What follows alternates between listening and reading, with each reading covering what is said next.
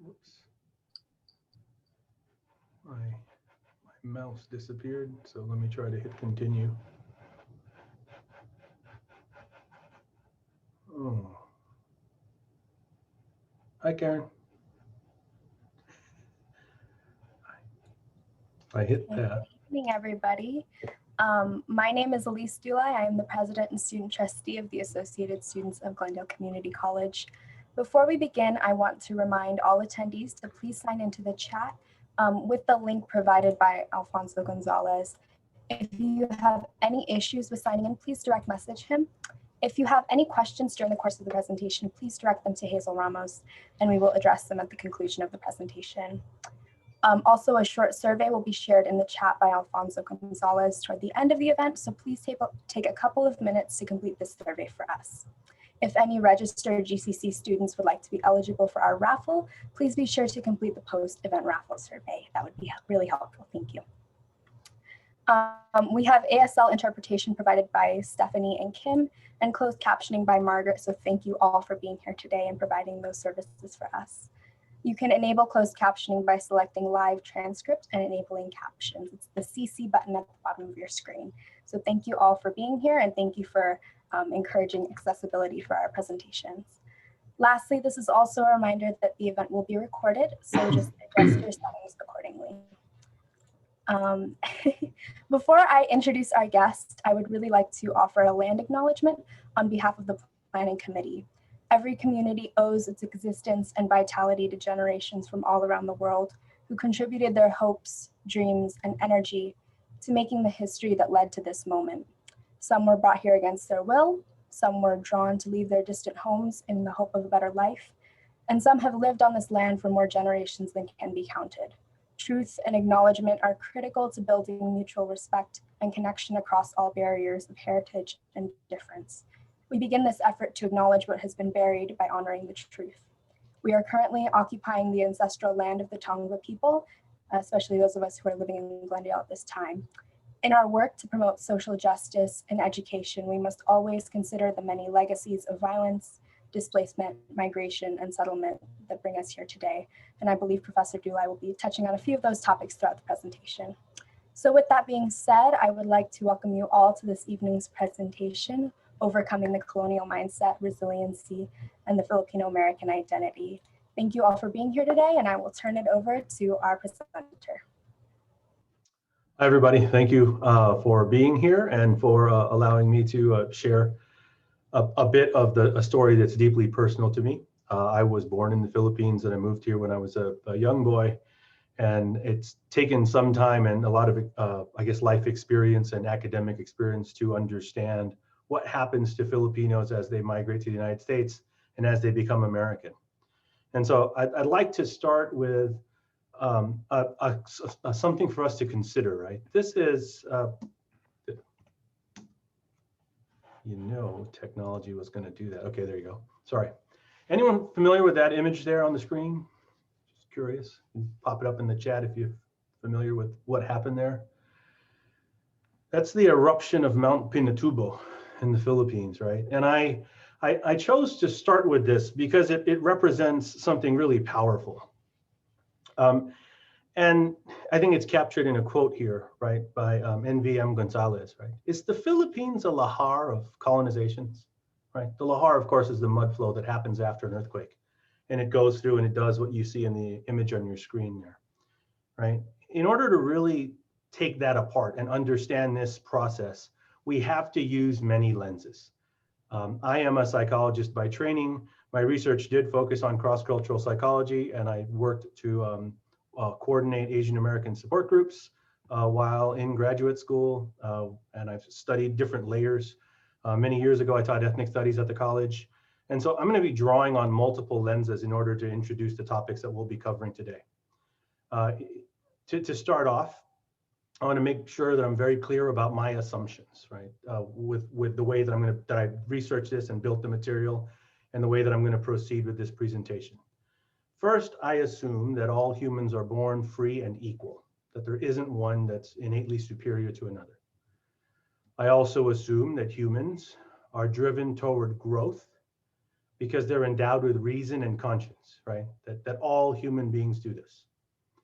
And then lastly, I believe that political and economic systems should support freedom and protect growth for all people.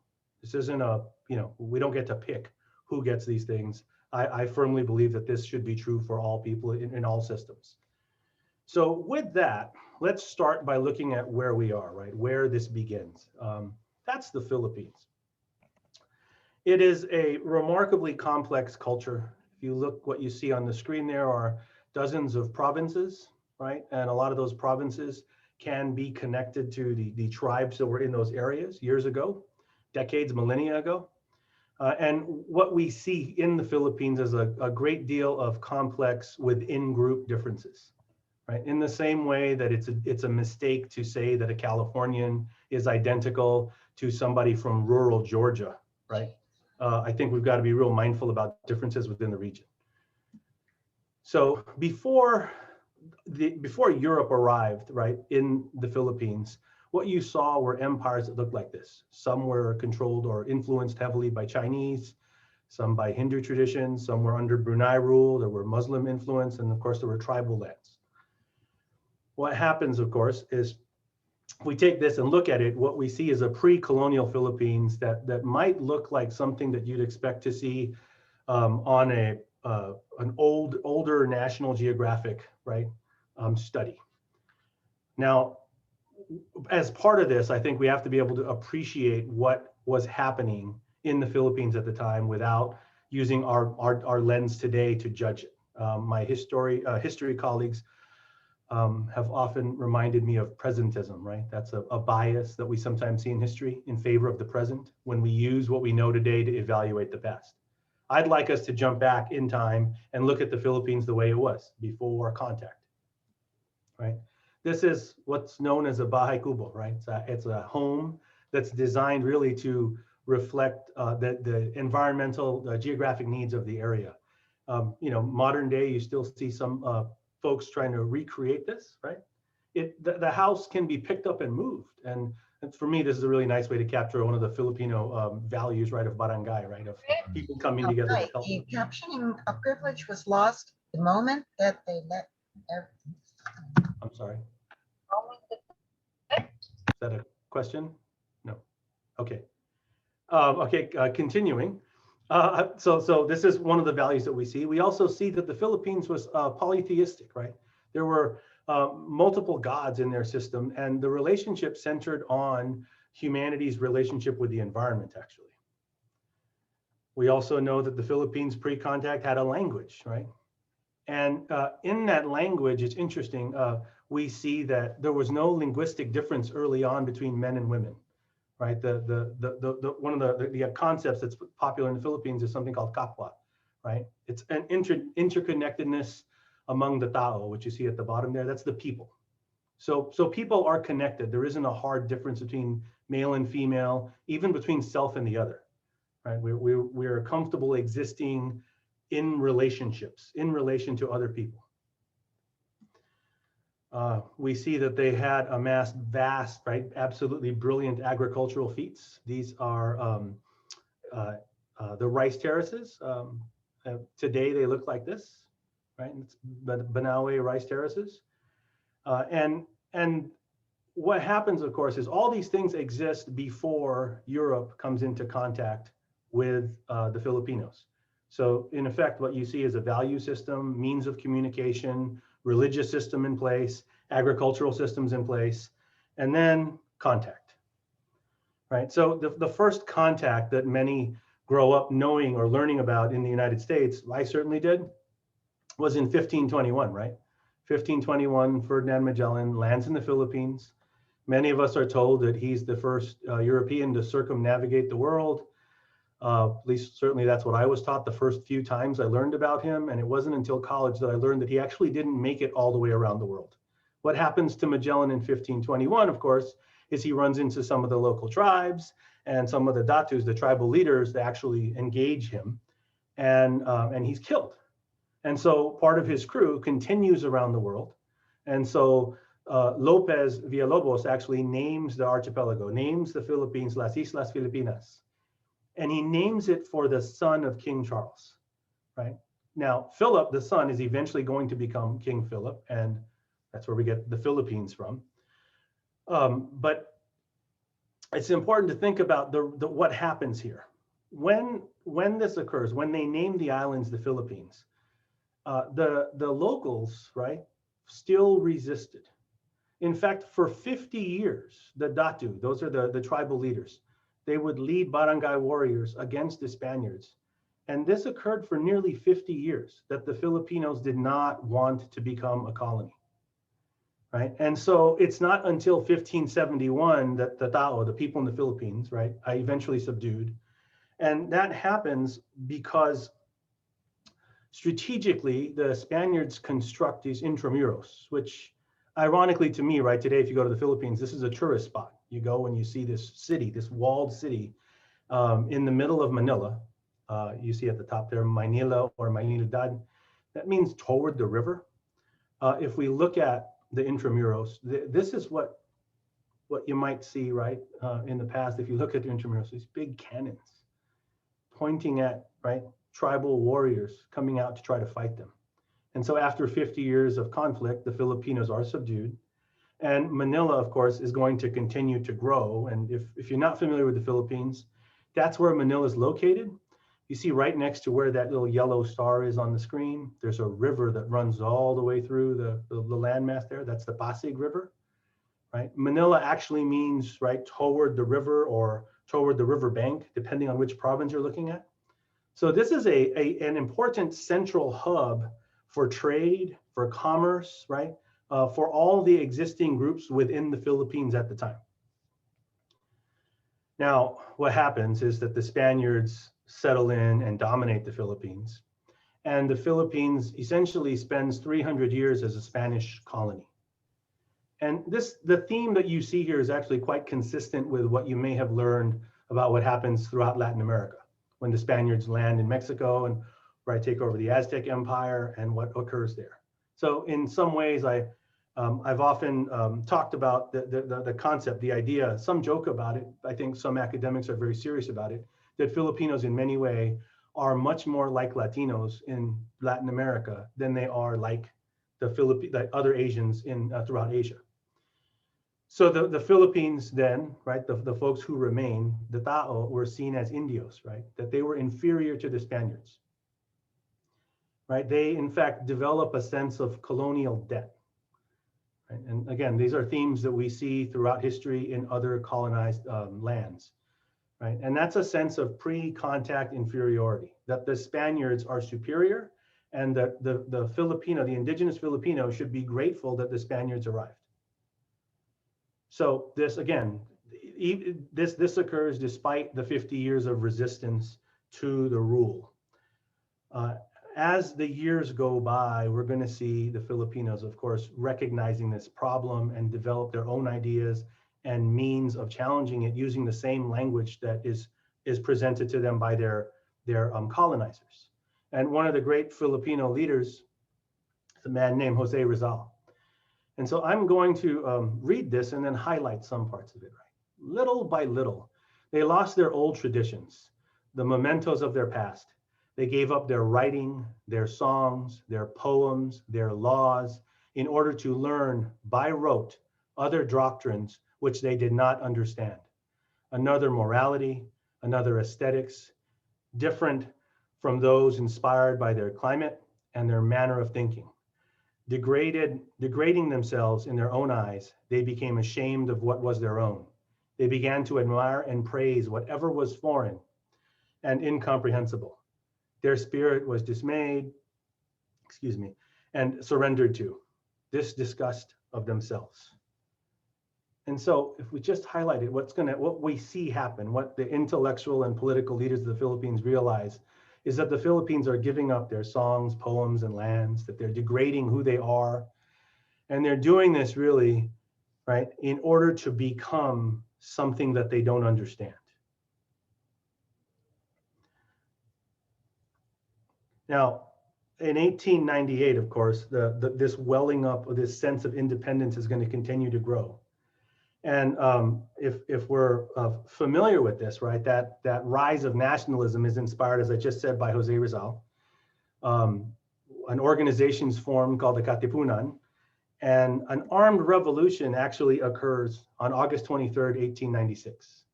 Filipinos are revolting against the Spaniards. Ultimately, Jose Rizal is executed on December 30th of that same year in 1896. A revolutionary government is established the following year in 1897. And then, as you may know, right around this time, the United States engages in a war against Spain. And so the Spanish-American War ends, in August of 1898. Now, what happens as a result of the Spanish-American War, of course, is that Spain surrenders the Philippines and other possessions to the United States, right? So the Philippines gets transferred over to the United States, even though the Filipinos themselves did not want to be transferred, right? They had already declared independence. The Filipinos, in fact, have written their own constitution. And so what occurs next is rather fascinating if you're able to dig into the history, right? We see what breaks out is a Filipino-American War. Again, unfortunately for me, something I did not learn about until I was in college, right? That there's a Filipino-American War that lasts from February 1899 to July 4th, 1902. And so there's some images here that are important to share. I do want to caution that they may be a bit triggering for some, right? This war in total is going to cost the US about $600 million if you adjust it for today. 10,000 soldiers die. Among the Filipino population, 16,000 soldiers die, and it's estimated that 200,000 Filipino civilians die during this war. Now, if we look at what occurs, what you see here is a picture taken, right? It's published in the New Yorker, actually, right? A water detail. Some military historians would argue that waterboarding, as we know it today, was actually invented during the Philippine-American War. Right, so that's a Filipino soldier being held down and denied breath. Right, these are news articles again from the United States writing about the war. Aguinaldo's men to be crushed. This is an illustration, right? This is taken not far from the Pasig River. You see fallen Filipino soldiers. February 23rd, there was a violent outbreak in Tondo in which Tagals made a fierce and sudden onslaught upon the Americans. They were repulsed with great slaughter. In one yard, which the photograph was taken, found no less than 20 dead. And again, images that I did not see until I was in college and actually looking to take classes that might address this topic. It wasn't part of the curriculum that was going to come my way naturally. Right. In the press in the United States, we see cartoons that look like this, right?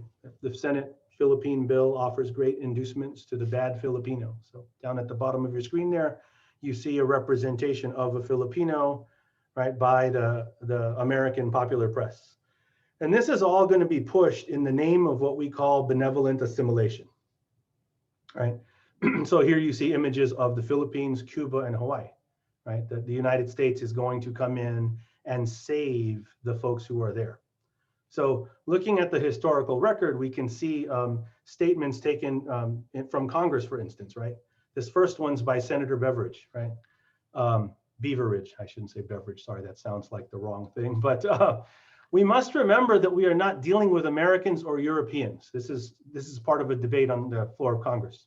We are dealing with Orientals who are Malays. They mistake kindness for weakness, forbearance for fear. It could not be otherwise, it could not be otherwise unless you could erase hundreds of years of savagery, years of Orientalism, years of Spanish character. They are not capable of self-government. We must never forget that in dealing with the Filipinos, we are dealing with children, or we deal with children. And again, this last statement is used as part of benevolent assimilation.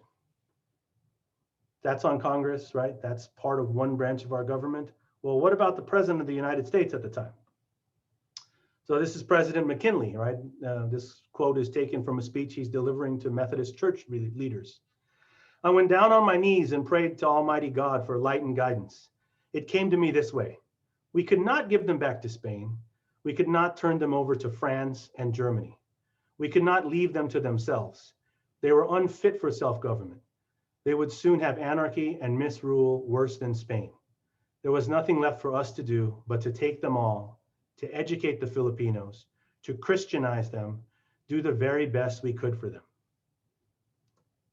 So again, I'm going to highlight those things, but it's important to remember, right, that the Philippines had already written their own constitution, that most Filipinos, in fact, were Christians, and they had been for longer than America had existed, and that the University of Santo Tomas, which is in the Philippines, was actually founded before Harvard University was founded.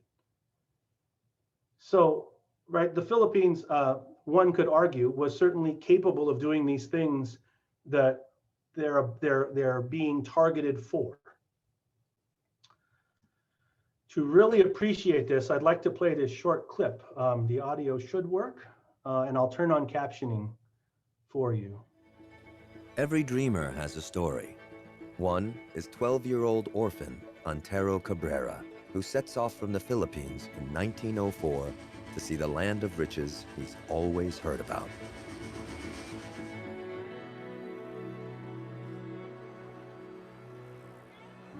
He arrives at the St. Louis World's Fair, and what a fantastic sight it is. Exhibits from over 50 countries dazzle 20 million visitors.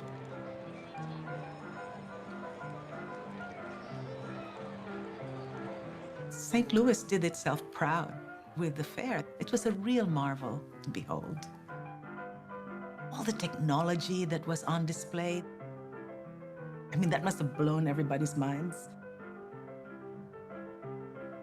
Pseudo multicultural exhibitions were popular at the time.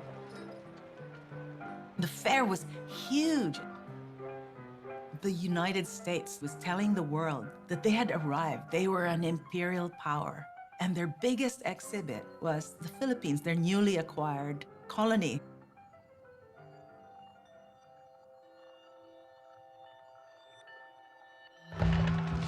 It is the age of American imperialism. The U.S. defeats Spain in 1898 and annexes colonies one by one. Its biggest conquest is in Asia. After a long and bloody conflict with Filipino nationalists, the U.S. takes the Philippines.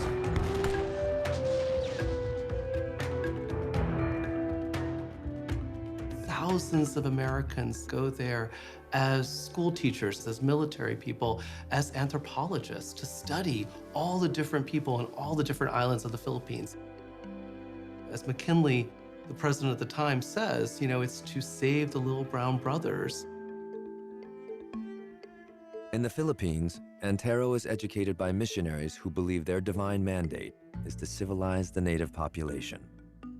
Antero is a star pupil who works as an interpreter and houseboy for anthropologist Albert Jenks. Jenks was tasked with bringing a shopping list of Filipinos to the fair. The Visayans were the most civilized, and then there were kind of grades going down. And at the bottom, well, near the bottom, were the Igorots. Albert Jenks really believed that they were savages. I belong to the Bontoc tribe. We call ourselves the Igorots. My grandfather, Antero, he was a very intelligent little boy. Jenks trusted him and asked my grandfather to come with him to the United States. Here was a quote-unquote promised land.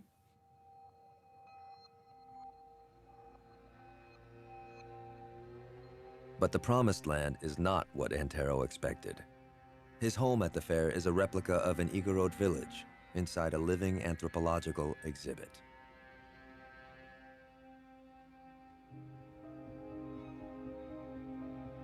Anthropology at the time had an evolutionary aspect to it, where they believed that There were races that were inherently barbaric and races that were inherently enlightened. And they were arrayed according to skin colors. It was kind of for Americans to realize how superior they were to the rest of the world.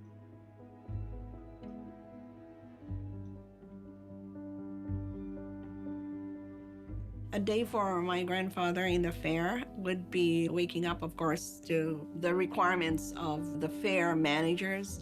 So they had a routine. They were asked to perform dances.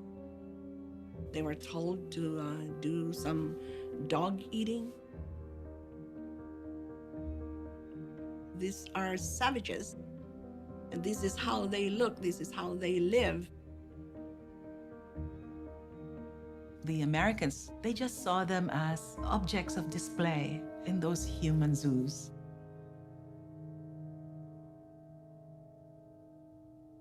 The Gruts were not blind. My grandfather actually had a motive himself to earn money so that he could bring it back and then make his life better.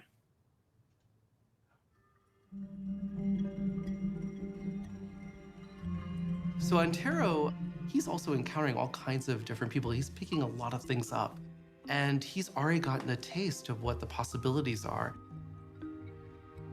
Antero continues after the World's Fair.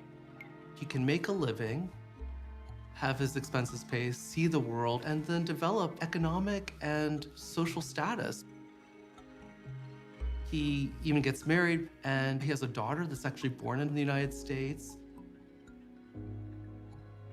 When you think about Antero, he came home and he told stories of his amazing adventures in America, and maybe the people that he told those stories to thought, oh, we want to go too. We want to experience that. I grew up with the American dream. My mother tells stories about square dancing and learning how to do the boogie.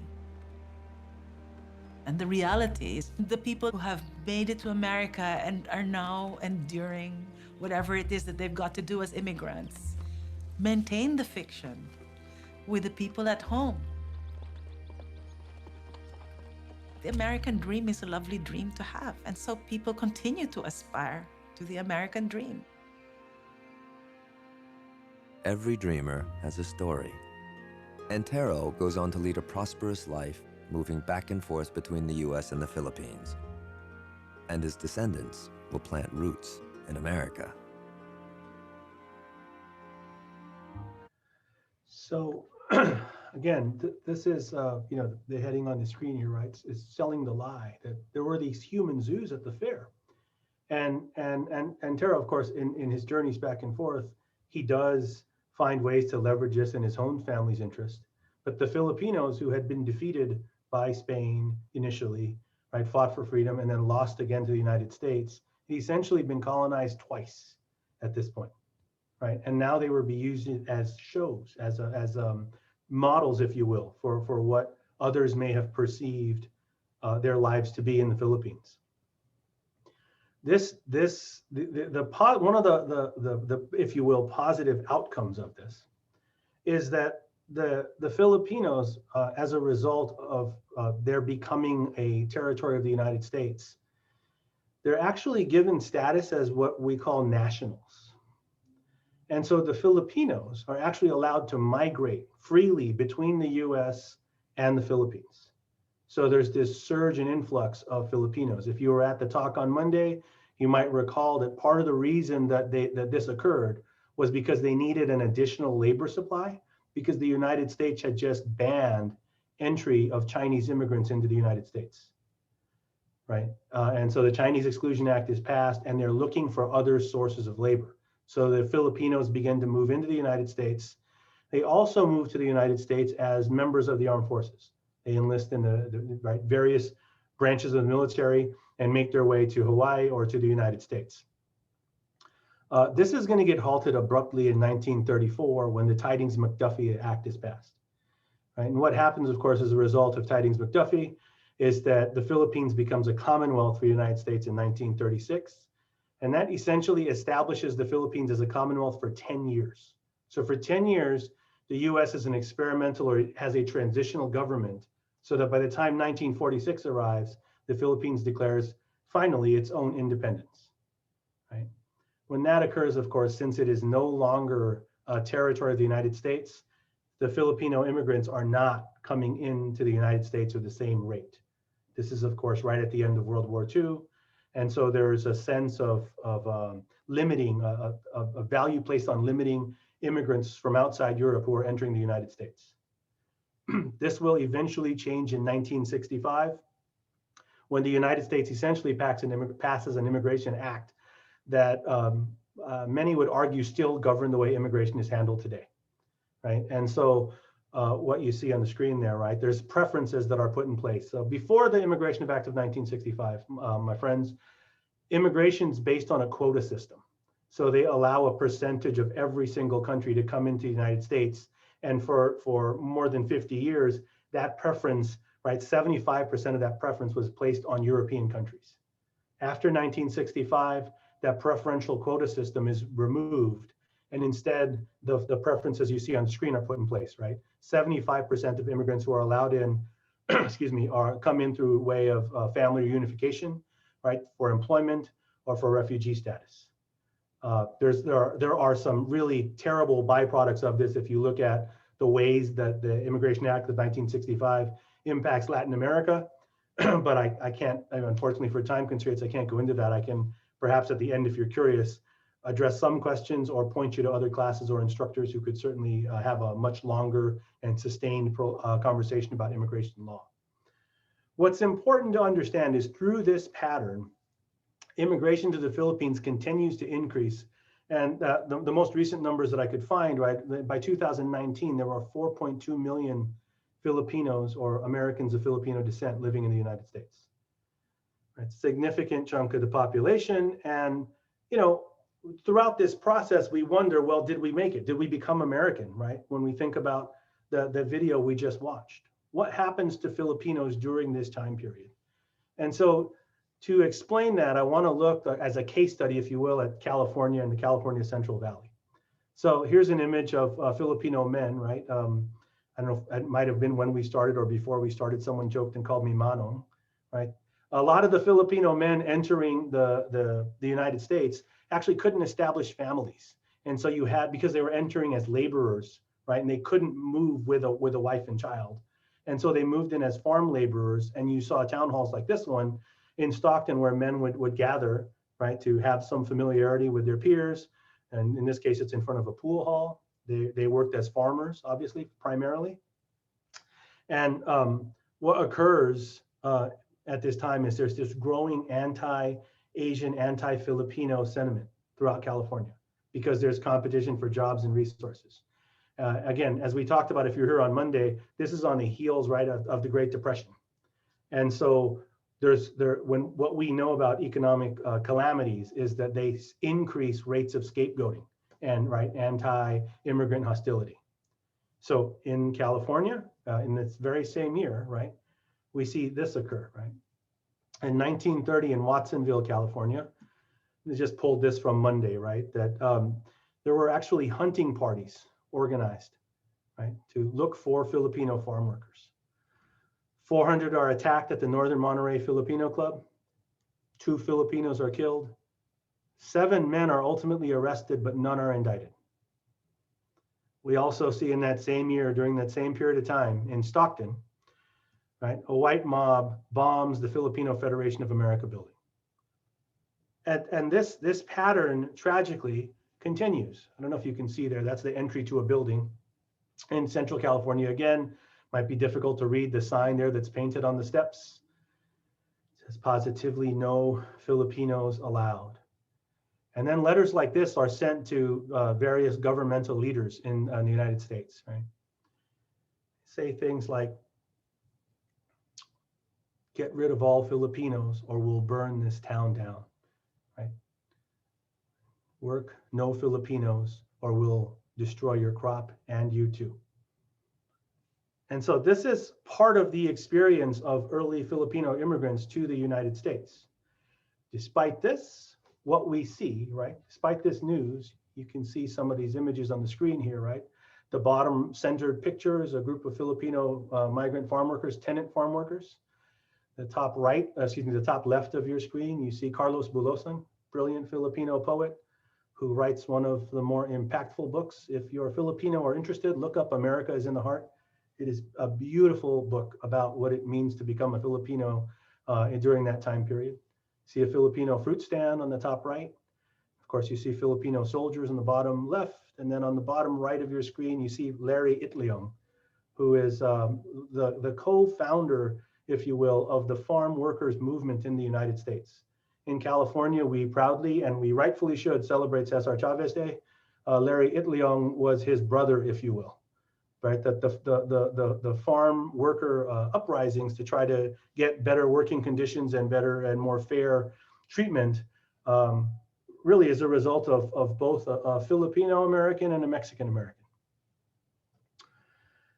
Now, all this takes me to, hopefully we're at about the midway point. We can transition to looking at what it means to become American then.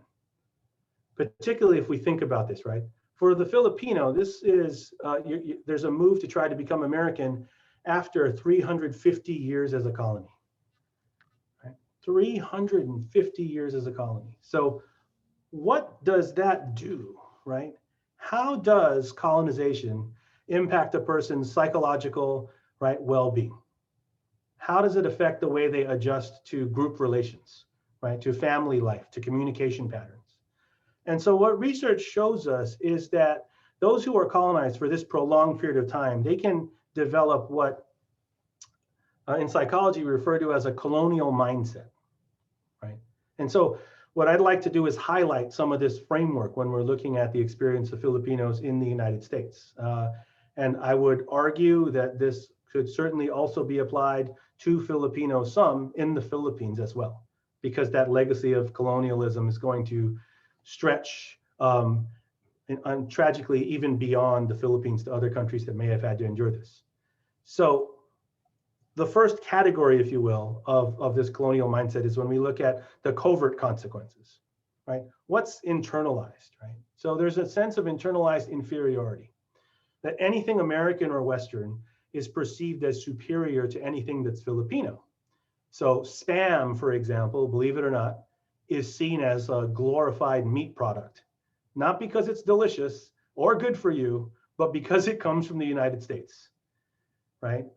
Nestle ice cream, Kraft cheese, Carnation milk. Anyone who's Filipino or knows Filipino families, you know that there's a premium, particularly among our elders, placed on those products. There's also a sense of cultural shame, right? That many of those with this colonial mindset actually deny their Filipino heritage. Some go as far as claiming to be bicultural or of a different group. So you might have a Filipino who grew up in California and maybe stayed for a short time in Hawaii, but they tell everyone they're Hawaiian instead of Filipino, because there's a sense that that's better, right? So that's the covert aspect of this colonial mindset. We also see overt elements of this mindset. Overtly, we see within group discrimination, right? And that's when Filipinos might make fun of quote unquote FOBs, right? FOB being an acronym for fresh off the boat, or recently arrived immigrants. People who are less Western get made fun of than those who are more Western, as if becoming more American is better. There's a sense of colonial debt that develops in this mindset, right? And that's a feeling of indebtedness to the colonizer, that you have to do something for them because the benevolent assimilation worked for you, right? And one of the byproducts that I think tragically, particularly over the last several months, where we look at the rise of anti-Asian crimes throughout the United States, particularly in California, if you look at the Bay Area, right? You don't see as many people from the Filipino community stepping up and speaking out against the discrimination. There's a sense that you don't want to trouble those in power.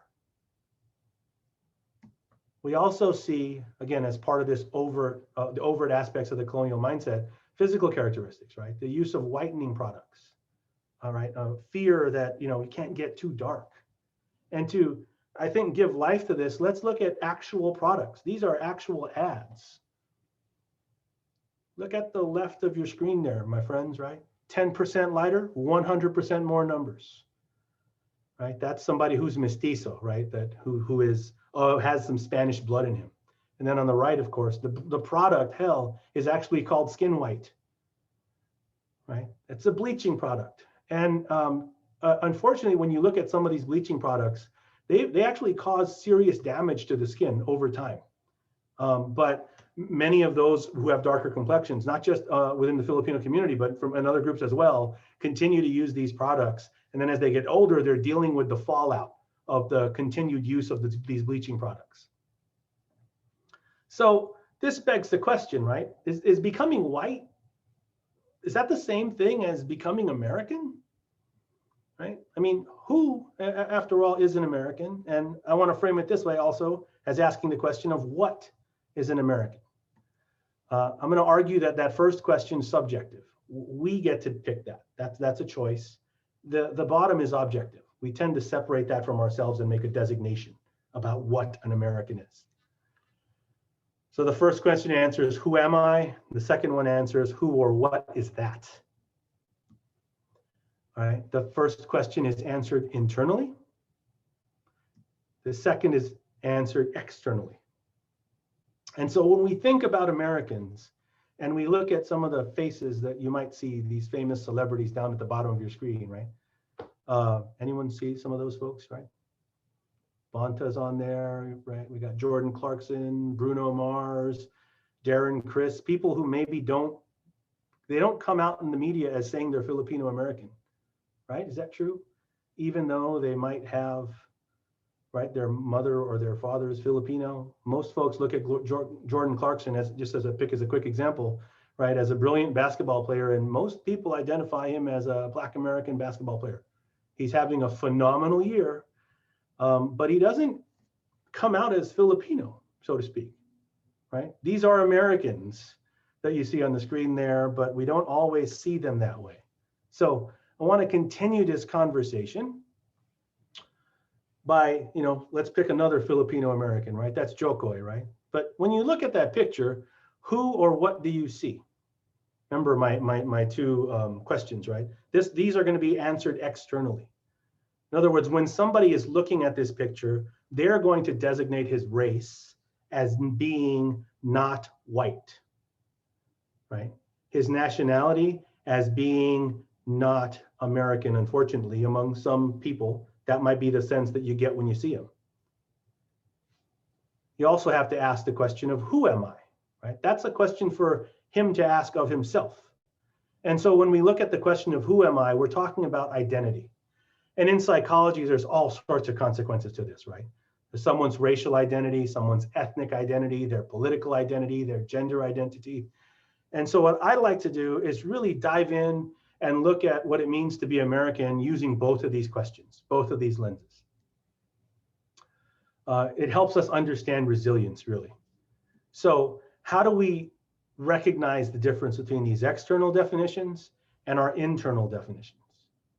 Externally, we get identified, right, as American, and that typically is it evokes a discussion about race, or what I put in parentheses there, socio-race, right? I'm obviously not arguing about the biological construct of race. I'm talking about the social construction of race. That when we look at systematic physical differences between people, we tend to attach power to them. So race in the history of the United States has an element of political power attached to it, right? It forces us to ask questions about whether or not, because of the way I appear, I might have power or privilege. I've often told my students, I've brought it up in meetings, in classes, that I have an advantage of being racially ambiguous. That today I'm wearing a barong, right? The barong Tagalog, it's made out of piña, it's pine fiber, it's a traditional Filipino shirt, I love it. But if I was wearing a tie and a suit, most of my students would look at me and not know if I was Asian or white or Latino or French, because I didn't quite fit. And that ambiguity in the United States today is actually a kind of power, because it means that other people don't get to look at me and assign a label. They don't look and say, he's white, or he's Asian, or he's Mexican, right? Whatever they might use for these words, I just don't fit as easily. So is there power and privilege based on my appearance? If you ask elderly Asians today, I was just reading a news piece about elderly Asians in San Francisco's Chinatown, they're actually afraid to go out at night, right? Chinatown's businesses slow down at 6 and 7 p.m. in San Francisco because elder Asians are afraid to go out. And that directly answers the second question on the screen, right? Do I have power?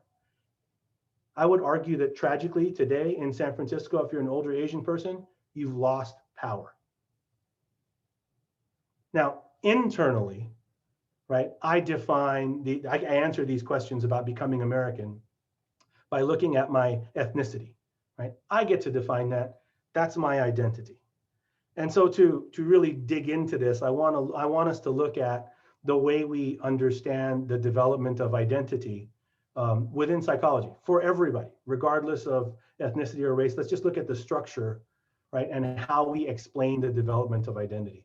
So very quickly, this comes from the work of a psychologist named James Marcia. And he basically argues that there are two dimensions to identity development, right? One is active exploration and the other is commitment. So somebody who actively explores an identity, they do a search, right? They read about their identity, they study, that's someone who has actively explored. So what you see on the screen here is diffusion. This is, you can imagine, maybe a 9-year-old child, right? They're hanging out with grandma. Grandma likes Kenny Rogers. The 9-year-old listens to Kenny Rogers, loves Kenny Rogers, gets in the car singing Don't Fall in Love with the Dreamer, right? The Gambler, right? That 9-year-old is all about Kenny Rogers. Now he gets in the car with his brother, who's older. His brother's 16, and his brother's listening to the Beastie Boys. So now that 9-year-old is a rapper. He likes rap music, right? Then he gets home to his parents, and his parents are listening to Bruno Mars. So now he likes pop music. And his values, in effect, are changing based on what he's around. That's identity diffusion, okay? For a lot of people, what occurs is they adopt an identity without actually exploring it, right? They don't search for their identity. They adopt what their parents are. Mom is liberal, dad's liberal, now the kid's liberal too, never asks a question, never reads the Constitution of the United States, never asks what GOP stands for. He just becomes whatever his dad's politics are, right? Or, right, maybe mom's Protestant, dad's Protestant, the kid becomes Protestant and never asks why, just starts to follow the rules. That's what we call identity foreclosure. The opposite of this is identity moratorium. That's somebody who's looking for an identity and they're trying, right? They go and they join different religions, they switch political parties, and they don't quite settle. And for some people, this continues on well into adulthood. They're just shifting and trying on different identities. The danger, of course, with moratorium is it's really difficult to establish long-term relationships if you do that, right? Because could you imagine if you were dating somebody and you came home one day and they told you they dropped out of college because they want to be a rock star, right? That's not going to work out so well, right? So this person's constantly changing. The danger of a foreclosed identity, of course, is they might get older and realize that's not really who they are. And so what psychology tells us is that a person should actually strive for this, identity achievement. They should explore, and they should eventually make a commitment to an identity. And this is the basis for what we think of as integrity, resilience, self-esteem, and coping, right? People who have a well-developed identity tend to be more resilient, more successful people. So in the 80s in psychology, the work of Marcia is taken by Jean Finney, right, here in Los Angeles, and she takes this and continues to develop it. And she says, what if we looked at ethnic identity, right? What if we just studied how someone develops their sense of self as part of a group? So on the right of your screen there, you see, right, that ethnic identity is going to include self-labeling. Do they get to say, I'm Filipino? As a result of that, do they have a sense of belonging? Now they can walk, I can walk across campus and see John Ake and give him a high five, and we feel like we're part of the same club, right? There's a positive evaluation in the group, right? I might see Paulo in the street, and Paulo is drinking, I don't know, or eating some chocolate. And he's like, hey, Mike, you want some? And I was, yeah, sure, man. And I eat some chocolate. That's great, right? Is there in-group preference? Do we have secret handshakes? Do we nod and point with our lips the same way, right? Is there like a shared ethnic knowledge that gives us a little bit of, special value that we can share with each other? And what I'm hoping you're seeing is that if those things are at play, actually, it does bolster a person's self-esteem. They feel like they're worth more.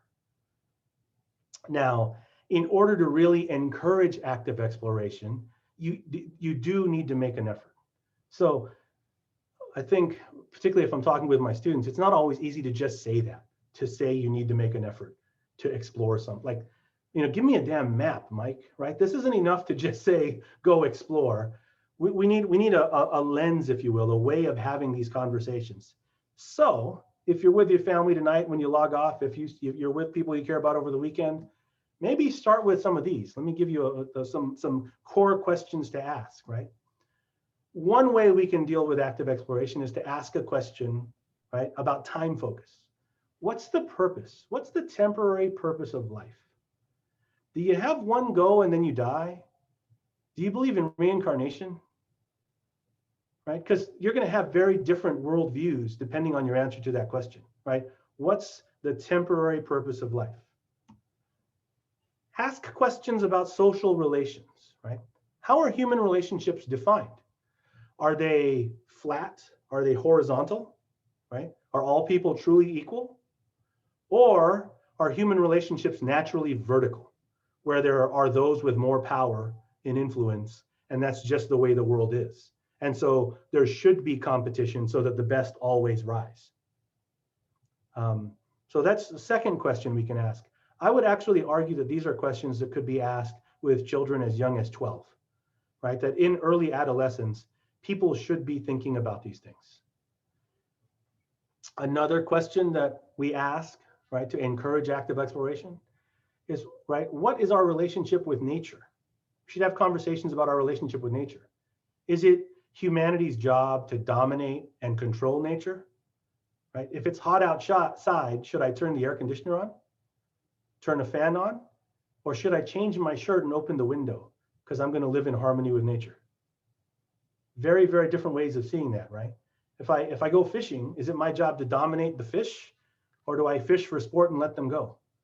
Do I truly leave things better than I found them, right? Again, have these conversations about nature.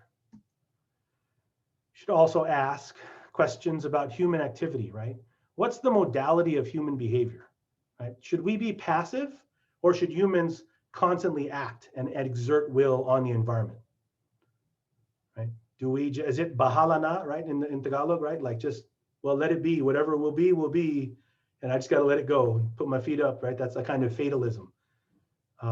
Or do I have to constantly act out on the environment? And then lastly, right, we should have conversations about the nature of people, right? How's human nature defined? Are human beings naturally good? Do they naturally lean towards evil? Are they really born with original sin? Or are they blank slates? Right? The answers to these questions, obviously, I hope you can see, are going to be difficult. These are, I like to joke, like these are campfire questions. These are those 2 a.m. in the morning Denny's questions, where you sit around with your friends and you really want to wrestle and think through life. And for a lot of people, we're just too damn busy to ask these meaningful questions, especially while we're growing up, right? And those who are living in working class conditions that have to work and go to school and juggle family and family assistance, they really don't have the time to ask these questions. And so there's an economic layer, if you will, that's going to stifle this. If you're in a different social class, you might have the luxury of asking these questions. I'm arguing today that it's never too late to ask them. Now, if we look at the way that these questions have been answered, again, as it relates to this bigger, more important question, right? Who's an American? What's an American? Think about Filipino-Americanness, right? Who am I? So let's look at what we would think of as reflects some of the answers to those questions, right? there are research studies that have been done over the years that look at American core values, right? So early on, when we look at values, right, in the 1950s and into the 1960s, these values are on the screen here. You see actually from a survey conducted, the second time that this information is captured is in 1968. And what's asked is what are American values? And we want people to rate them. And so, right, Americans value a comfortable life, a meaningful life, a world at peace, equality, freedom, maturity, national security, respect for others, respect from others, salvation, true friendship, and wisdom. Now, what happens, of course, is this survey is asked again, right, in increments. It's a longitudinal study. And what we find is interesting, that in 1981, values shift. And those three values there that you see starred actually become the dominant American values in the 1980s, right? That a value of a comfortable life, of freedom, and the value of respect from others. This is going to continue to develop if you look at it, right, as a psychologist or a sociologist might, right? And you see books like Generation Me, right, that focus on the development of a self-oriented, if you will, lens for the world. And I think we have to ask ourselves, right, are these values consistent with the Filipino-American identity? Do Filipino-Americans want respect from others? Do they want a comfortable life? Do they overly emphasize freedom? And how does that play out? How does it change? Do Filipinos who move here from the United States have these values as ingrained in them as perhaps a second generation Filipino-American does? If you've ever talked with, right, newly arrived or first generation Filipinos, they tend to see things quite differently than the way we do, right? I was actually just before the talk, I was sitting down having a quick bite to eat, and I was on YouTube and I was watching Jollibee commercials. Anyone ever watch those? I was trying to get my head right. Maybe whoever's doing the quotes can stick a link in the chat for you to watch. Later on, I want you to watch one of them. I don't know, Elise, if you're doing chat, throw up the choice link. Watch that one quietly with somebody you love and don't scroll forward, just watch the video. And you get, I think, an interesting sense of the kinds of things that Filipinos in the Philippines appreciate. Okay. Now, some of these values are going to manifest themselves in language. And so let's look at the way we might contrast language, returning to this idea of colonialism, right? Of a dominant group and a colonial group. So dominant group language looks like this, right? Folks of the dominant group tend to speak loud or fast. And it's oftentimes done to control the listener, right? So that when I'm speaking, you don't have an opportunity to get your word in edgewise. And so you almost feel like you're being run over intellectually. Dominant group speakers tend to speak with greater eye contact when listening. So they're engaging you with eyes. And of course, that might be how you're taught to respect somebody. So you have to make eye contact when you're talking with somebody. But for a lot of Filipinos, when you're raised, you don't do that. You don't look at the other person in the eyes, right? The dominant group tends to use a lot of head nodding, right? Nonverbal markers. The nodding of the head actually conveys approval to somebody who's not of the dominant group. So in some cases, you might get somebody who's grown up with this colonized lens, waiting for the speaker to nod so that you have approval with what you just said. There's lots of quick responding. In fact, it's often celebrated by the dominant group as wit, right? When somebody says something and you got the quick snarky remarks, right? For somebody who is comfortable with that environment, it's playful. But to somebody who's not in that environment, it can actually be quite challenging. And lastly, when we look at dominant group language, it tends to be objective and task-oriented, not relational, not how are you, it's what needs to be done. So let's contrast that with colonial language, right? The language that we might see expressed by people who've lived as a colony, as part of a colony, right? The language in these groups tends to reflect a softer voice, right? So there's a softer tone when speaking. There's avoidance of eye contact, especially when speaking to high status individuals. So, right, to my counseling colleagues that might be here tonight, right, that a student comes in to talk with you and they don't want to look you in the eyes even though you're desperately trying to help them, right? And that's because there's this deference to you, because you're in a position of authority, whether or not you think you are. You're in the seat of authority to them, right? There are similar rules. We'll get to this in a second, right? But the colonial group tends to understand power dynamics, and so their rules reflect an inferior position. All right, there's a mild delay in responding, which is often born out of that colonial debt, right? That sense of that what they're going to say might not be worth as much. And then lastly, it tends to be low key or indirect. So let's look at this, right? If we look at context and language now, right? What do I mean by low key or indirect? Okay. High context language is anchored in physical context, right? Or it's internalized in the person. So what do I mean by physical context, right? It actually means that I might say to somebody with a scoop of rice in my spoon as I'm putting it on their plate saying, "Are you still hungry?" I'm not actually asking a question, am I? The spoon above your plate is telling you that you're going to eat more, but I'm still going to ask the question. And so there is less reliance on the actual explicit message that's conveyed. So that's high context communication. Low context language or low context communication is anchored in the explicit message. And so that's traditional American communication. Maybe you've dated somebody from another culture and they said that they didn't want to do something, and so you didn't do it, and then they turned around and got mad at you because you didn't get them a Mother's Day card, for example. I don't know, I'm just picking on things. And they're offended because you didn't get them a card, and you're like, "But you said I didn't have to." That's right, an example of the high context and low context communication break. So consider the dilemma of the Filipino. A mild yes among Filipinos means no. Do you want some ice cream? Yes, but you really don't. A mild no means yes, right? Do you want some bagoong? No, but you really do, right? And so the interpretation there is based on the context. Now, if you're living with a bunch of Filipinos who all have this, right, high context pattern of communication, everybody knows the rules, this tends to work out, right? In fact, at home, this might be perfect. You might have grown up in a household where you've been doing this your whole life, and then you go out and start to get a job, and you run into this problem, right? That high context communication is often perceived as inferior, right? That it's unintelligent or inarticulate. That when we don't, right, very clearly state what we mean, people assume that we don't know how to communicate, even though we might have been brought up relying on external cues to help convey what we mean.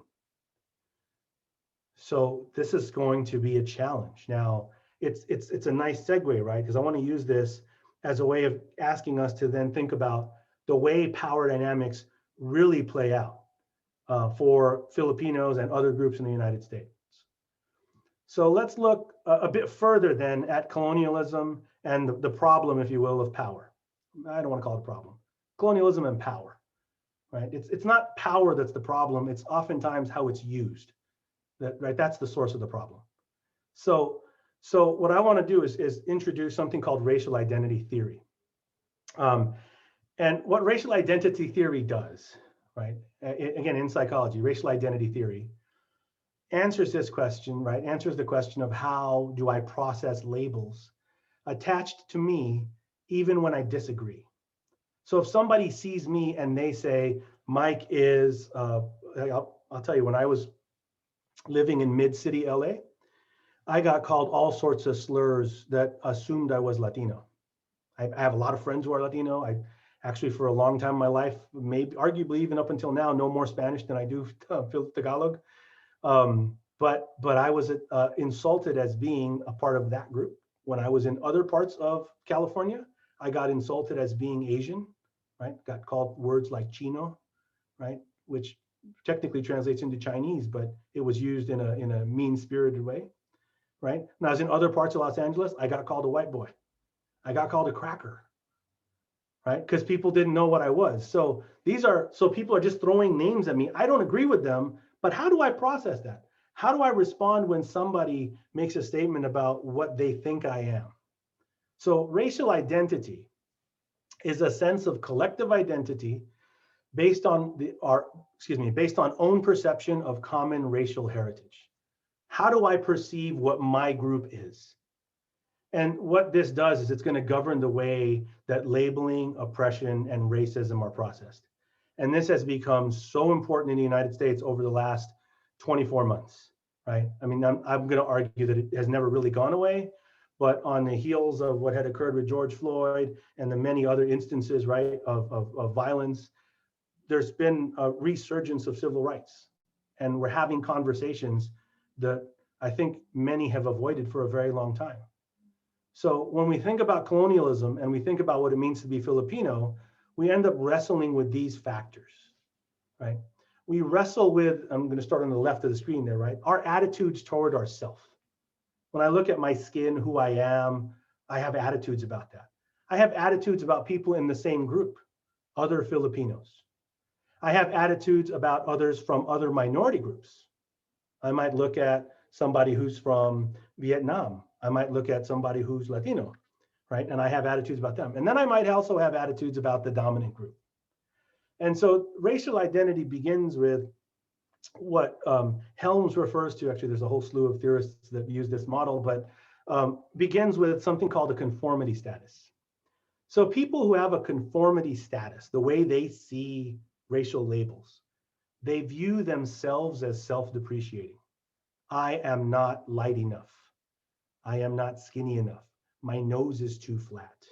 My eyes are too small, right? That's somebody speaking about themselves.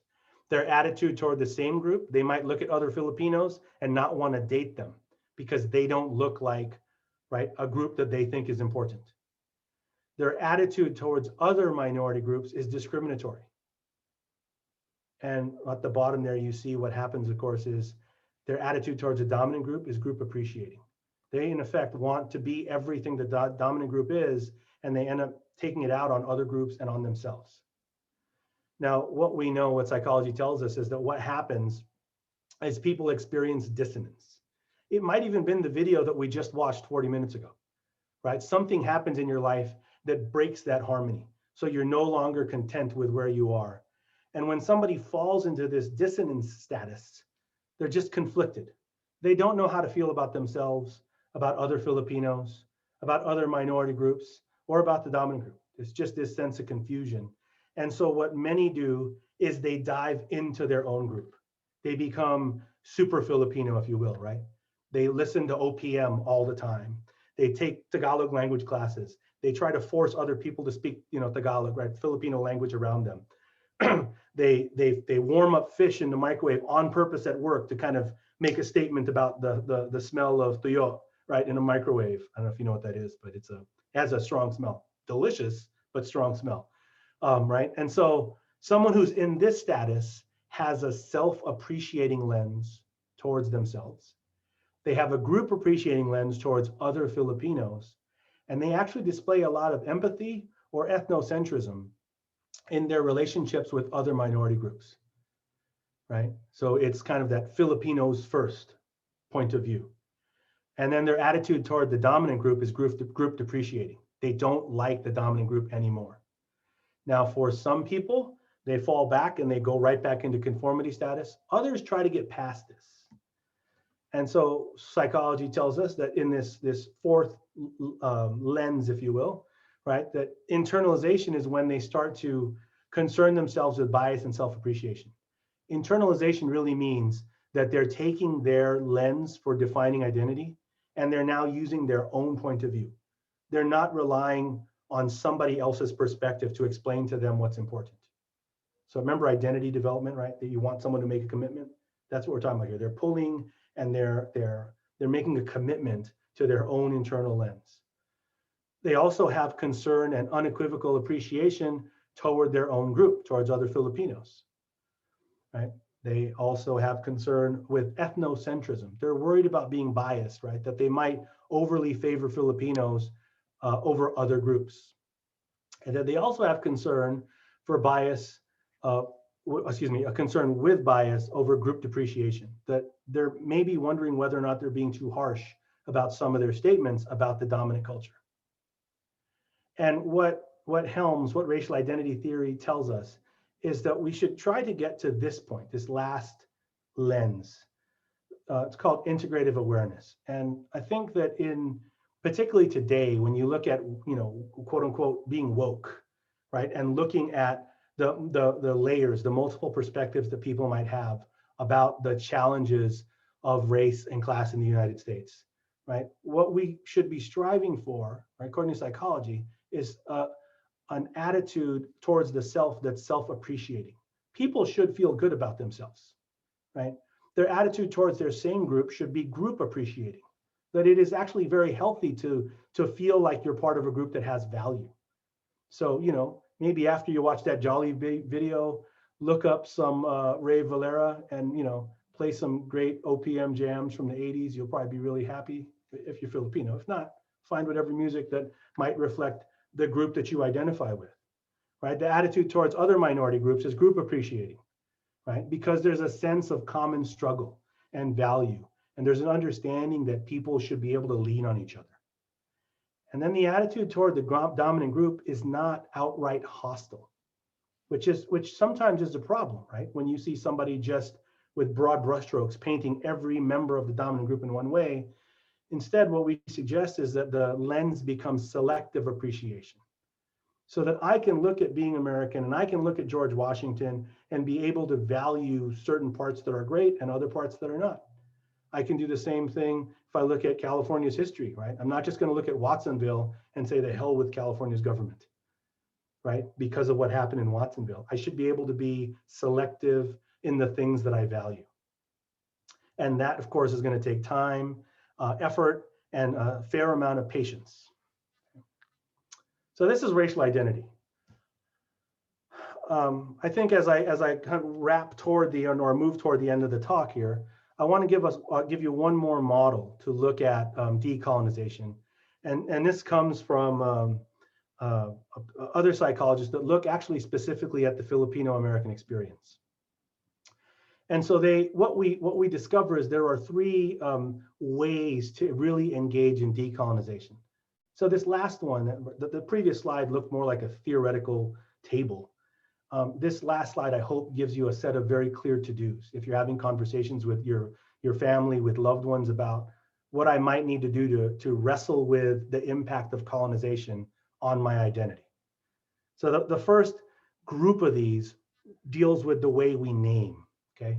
So to decolonize is to be able to name internalized oppression, shame, confusion, and anger.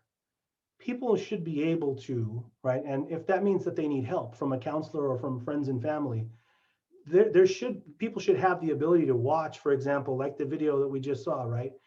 And point to how that makes them feel, right? I'm angry when I watched a human zoo.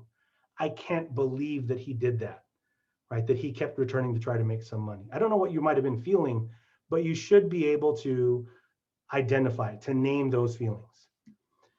People should be able to acquire knowledge of Filipino culture and history. So a talk like this is, I think, a reasonable example of that. It might be that you pick up Maria Root's book on Filipino Americans, right? That's one of the seminal works on Filipino-American psychology. Maybe it means you read America is in the Heart. Maybe it means you take History 132, right? The history of the Philippines, right, at Glendale.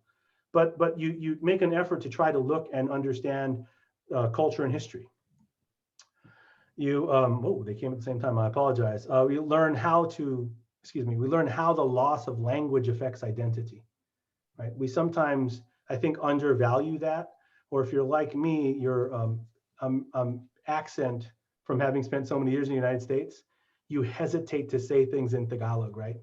You don't even say something as easy as salamat because you're worried you might mispronounce it, right? And there's value in language, my friends. Right? We also want to make sure that we're able to name the oppressor and the oppressive system, whatever that might be, right? And it might be historical, it might be contemporary, it might be something that we're looking at today, but we should be able and not be afraid to name oppressive systems. Lastly, when we're looking at naming, we should be able to decolonize is to heal the self and to heal the culture. Right? The people should make an effort to heal who they are. Another way that we can engage in decolonization is to develop critical consciousness about the consequences of silence and invisibility. Right? That it isn't okay to melt away and say, right, nakakahiya, right?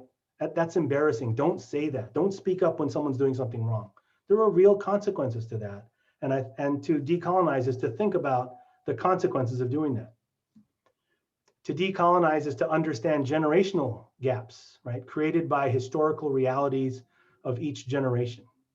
I should very much appreciate the way my mom and my aunts and my father experienced America and the ways that that is very different than the way that I experience America. And I should be able to honor those differences rather than fighting with my elders about them. Right? To decolonize is to question reality as it's constructed by colonial narratives. Right? And this also, again, takes time and effort. When we think about what has worth and value, we have to be willing to challenge what we think of as an effective system that we're currently living in. To decolonize is to understand the need for connection to the parent culture. That, again, there's worth and value in celebrating where you've come from, right? To decolonize is to ask, where do I go from here? A critically important question, of course, for the purposes of decolonization, but also for an individual's personal growth. The last category of mechanisms for us to engage in decolonization, so when we talk about action. So to decolonize is to decide to give back to the Filipino-American community, right? I recently set up a scholarship as I don't know if this is a selfish plug, but my father recently passed away. So I worked with the College Foundation to establish a scholarship for Filipino-American students. It's my understanding that that's the first one at GCC. And so there's a fair amount of psychological health, if you will, that gives me in trying to give back to the community. And I, again, not that you have to, that was not a pitch to donate to this scholarship, but I think my hope is that you're able to find ways to give back to the community. I was just using that as a very personal example. Apologize if it was too personal. To decolonize is to learn to question, right? To not be afraid to ask the questions, right? Why is it that a firm handshake is so important? Why is it that during a job interview, we're expecting them to look at me in the eyes, right? That's a real powerful question, particularly if you're looking at the way you might want to diversify a staff or a faculty corps at a college or any agency, right? To decolonize is to take leadership positions, to move the community toward visibility and empowerment, right? And to not be afraid of it. So as I'm giving this talk today, right, and putting on a very traditional Filipino shirt, that's the hope is that that pushes it forward so that if maybe in this talk tonight, there's a young 17-year-old Filipino first-year community college student, they might see me and say, oh, hey, if he can do it, maybe that's okay for me too, right? I know that for myself, that definitely has happened multiple times in my life because I had lenses growing up that people like me didn't belong in places of power. And then lastly, to decolonize is to tell and write one's own story and encourage others to do the same, right? To be able to share the experience that you and your family may have had is a very powerful exercise. My friends, even if nobody reads it, the act of writing this down and sharing it is astonishingly liberating. So with that, I want to thank you very much for indulging me in this hour and 20 minutes. And I can open the floor to questions if there are any. Thank you.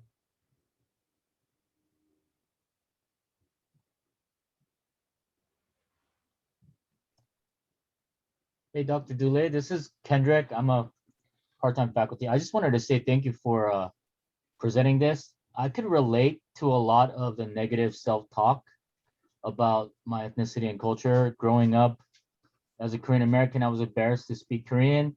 I remember one time I told my mom, don't speak Korean, because it was just embarrassing. I wanted to be American per se. I got in trouble when I got home, but it was something that I didn't understand how hurtful that was to say to my mom not to speak Korean, right? Embarrassing of my culture and things like that. So thank you for sharing that. I think there's a lot of similarities between different Asian communities, among the Filipinos, the Koreans, the Chinese, and the Vietnamese. It's that negative self-talk or wanting to be like the American in quotes, So Yeah. I appreciated that. Well, thank you, Kendrick. And it's certainly true that when you look at the experience of those other groups, right? Southeast Asians were colonized by France, right? The southern portions of China were colonized by the English, right? The Koreans were colonized for a time by Japan. And so the experience of being colonized, tragically, is not unique to the Philippines. And so what you just said, Kevin, is spot on, right? That in many cases, right, this shared experience is that we may end up devaluing ourselves and our group. And when we're younger, we really don't realize how much that might impact our elders, right? Because we don't have the ability yet to appreciate who they are. I know for myself, as I've aged, if you will, I try to make sure that I do honor everyone who's come before me, because I know that their experiences were much more difficult and much more complex. Yeah, just to add to that, I'm sorry, Dr. Day, Sure. But when you talk about colonization, we have a $2 billion industry in South Korea to make ourselves more lighter skin, white Yes. passing, and we even have eye surgeries to make it more round eye, like the Yes. Western. So Yeah, those are even in the United States. That folks will do surgery to open the eye, and then they put eyeliner tattooed onto the eyes to create depth. I find it interesting now when you look at the makeup trend of the cat eyes, where you get people with larger eyes. I just think I think it's a fascinating byproduct of social media and the internet, where you look at, right, traditional power structures, in some cases switching places, and it creates a lot of confusion, especially for young people. And I worry about that as it might relate to ethnic identity, because it's harder to figure out who you're supposed to be. And so those conversations with family members, with your elders, they become even more important. So thanks, Kendrick. Hoover, you have your hand up. Yes, Hoover. Hey, Mike. Thank you for awesome presentation. Can we do this every day? No. No. I'm sure to watch the recording again. I have a question, but I feel very awkward asking it, and I don't mean to make this more about race. So forgive me if I offend anyone. I find where you said speak up or ask questions. Yes. I find that when I do, and like maybe online forums, etc., it's very clear I am Armenian in like my social media world. I often find it being whatever I say, almost everything being challenged.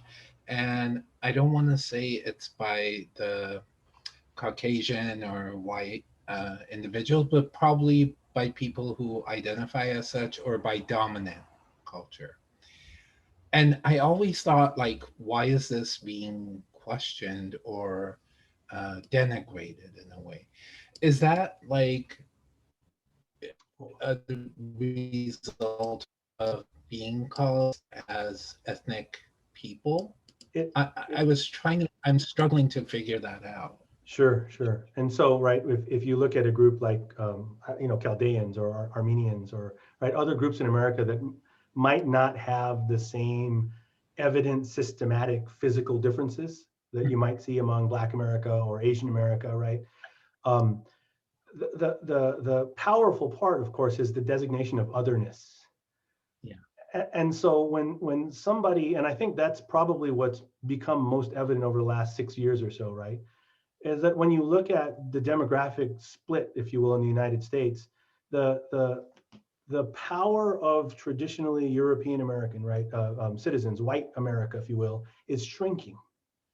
And so there's a threat, there's a certain amount of concern over that. And so sometimes you see lashing out over it, sometimes, right?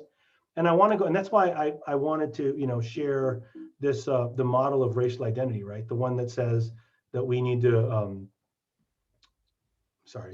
this slide, right, Hoover, right? That we have to be able to selectively appreciate things. Yeah. So when I know that there might be hostility aimed right at me, I do my best to fight the urge to then just brand and say everybody's like that. Right. Right. And because, right, we obviously don't appreciate that when someone does it to us. And so I tend to be really cautious and respond to that person and talk about the system that gives rise to it. Because oftentimes it isn't just as simple as race, right? There's an element of class, there's a political layer to it, right? There's obviously this longer historical lens. And so it's important to not be afraid to ask those questions so that we can have those conversations. So I think it's very powerful that you just said, look, I'm uncomfortable, I'm not sure. We have to be able to do that with each other, Hoover, right? I mean, and if that means that you and I are the ones that have these conversations privately, that's fantastic. Right? If it means that Michelle, I'll pick anybody in this room. I mean, it might even meet Larry and I might have these conversations about it. But people need to have a space where they can start to question the narrative, right? The system that maintains that power dynamic. So I mean, hell, you and I can talk whenever you want for as long as you want. But I hope that at least it touches on an answer to your question. Definitely. Thank you. Thank you, Hoover. Hazel? I don't really have a question, but I have to comment that I was really unaware of the magnitude of the violence, the racial violence against the Asian group. I grew up with no animosity towards that group at all in any of my surrounding family. And this was a real eye-opener, especially day one when we went through a lot of that stuff. It's just really sad. And geez, and that's just one little ethnic group in this country. Yeah. It's the longer story, of course, is tragic, Larry. So I'm glad you're here. And as we say, right, each one teach one. So share it with more people. The video will be posted. I think that the more people that can watch and learn and understand and appreciate this, the better shot we have at getting back to those assumptions that I started the presentation with, right? That everybody should be free and equal. Yeah, thank you. Hazel? Hi, Mike. Somebody posted a question. Sure. The question is, in racial identity theory, do people have to fit into one phase, or can people be at different phases? Oh, that's fantastic. That's a terrific question. I know who asked it. So when this model's developed, they're very clear, right? In psychology, we're very clear to say this isn't a stage process model. What that means is you don't go from conformity to dissonance to immersion to internalization to integrative awareness, right? It's not a straight line. What instead happens is that these function as lenses. So, it might be the analogy that made sense to me when I was younger, and I guess it still does, is if you think about, like oil and water, and if you're looking through a lens, it might have different colors, changing the way you see the world. And so there might be moments where I'm functioning in a dissonant state. When I, over this last year, watching these horrific acts of crime against elderly Asian Americans, they just throw me in a tailspin every time I see one. And I fall back down. So I might be in an integrative awareness, right, lens where I'm appreciating other groups. And then I see something like that happen, and then I slide right to dissonance. And then I know that I need to work my way back up. But it gives me a model for understanding how to move through each one of these processes to try to continue to grow and have some a better sense of well-being and to develop some healing, not just for myself, but also for my groups, the groups that I identify with. Thank you. Rod, yes. Yes. A couple things. Number one, I really appreciate the presentation. You seem to be a fantastic teacher. Number two, kudos to the American Sign Language interpreters who, even though I'm not reading sign language, I'm sure that whoever needs that was appreciative, very much so. Number three, I'm a Korean War veteran, so I'm old, and I appreciate the interaction I have with South Koreans who never fail to come up to me when they see my hat and thank me for having been in the Korean War. And that's something that I really react to and I appreciate. The fourth thing is, in another life, I was in the medical field, and there's a really large number of Filipinos who gravitate toward the medical field and all the things that are associated with the medical field, which involves helping people, which is the biggest thing that I think I take away from the Filipino group as a whole. I just wanted to express those things. Thank you. Thank you. Thank you very much, Rod. Thank you. Gina, yes. Oh, sorry for to unmute. Thank you so much for the presentation. I have a question about, it's a few slides back. It was like the 2x2 chart. Mm-hmm. So when you were talking about this, it kind of reminded me a lot. It made me think about, for a chart like this, where would, let's say, assimilation fall into this chart, and how would, given even active assimilation, or even, let's say, whether it's people around you assimilating, or eventually learning that maybe you might not say I'm consciously assimilating, but society rewards you for certain things, right? So it's like, in terms of ethnic identity and forming, how would assimilation be charted on something like this? Yeah, when I was at, Cal State LA, and Dr. Finney was developing this model, I actually had some really bitter disagreements with her over it. I do think that there's a lot of value in the way that it's presented, and it does explain some parts of the way people internalize power dynamics. I personally gravitated to my research. Everything shifted in the direction of racial identity theory, because that explained the power dynamics. So that's a really good question you're asking, right? So when we look at ethnic identity here, we don't see that layer of power dynamics when we're forced to assimilate, right? When we, for example, have to adopt an American name, right? That's not on here. But I don't know how many people in the meeting tonight, right, have had to do that, have had to give up part of your name or your traditions in order to fit in.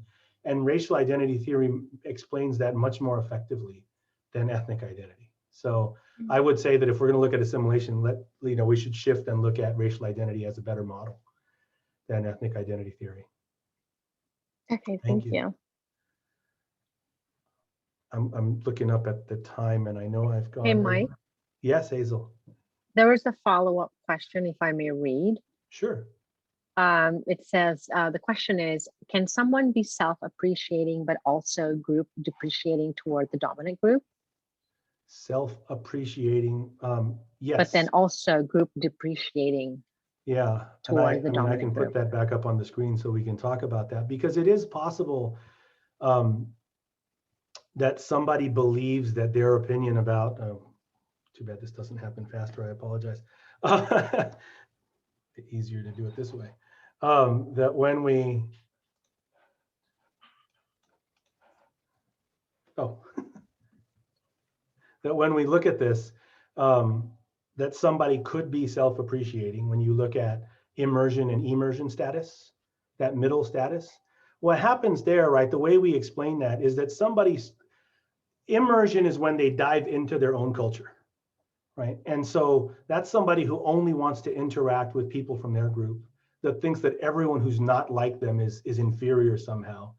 And then, right, ideally, they come out of that and they fall into what's called immersion. They come out of it and they stop doing that. So to the question, the follow-up question, Hazel, right? Like, it's entirely possible in this stage that somebody believes that they are brilliant, that their group is brilliant, and that the dominant group is not.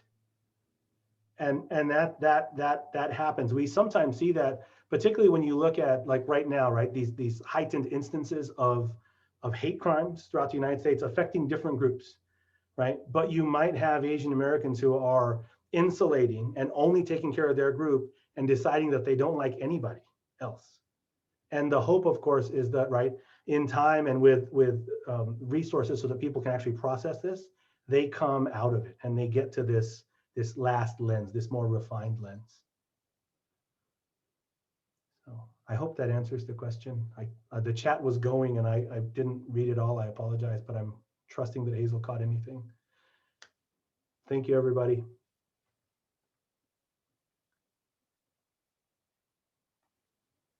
Kevin, Elise, I'm not sure if you want me to. You're good. Thank you so much, everybody, for coming tonight. This concludes our event. Please fill out the post-event survey form if you haven't already. And if you have any questions, feel free to just email anybody from the planning committee and we'll be happy to answer your questions. We also have a few more events coming up over the next few weeks. We have a bunch of panels next week. And then the week after that is kind of our self-care week as we head into finals. So thank you all for joining us.